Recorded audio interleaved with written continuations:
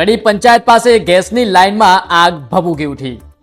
કડી પંચાયત કચેરી પાસે ગેસની પાઇપલાઇનમાં આગ લાગવાની ઘટના સામે આવતા દોડધામ મચી જવા પામી હતી। પીવાના પાણીની લાઇનનું સમારકામ ચાલતું હતું તે સમયે ગેસ લાઇન તૂટતા 2 વ્યક્તિઓને ઈજાઓ થતા સારવાર માટે ખસેડવામાં આવ્યા છે। પાલિકાના 2 ફાયર ફાઇટરો ઘટના સ્થળે પહોંચી ગયા હતા અને આગ ઓલવવા માટે કામગીરી હાથ ધરવામાં આવી હતી।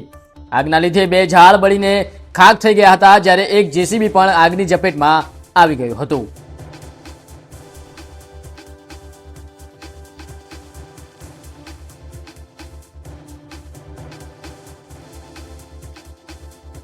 અમે તમને આપીશું પળે પળના સમાચાર। જો તમે અમારા નિર્ભય માર્ગ ન્યૂઝ ચેનલને સબસ્ક્રાઇબ કર્યું નથી તો અત્યારે જ નીચે આપેલા આઇકોન બટન પર ક્લિક કરીને સબસ્ક્રાઇબ કરો અને શેર કરવાનું ભૂલશો નહીં।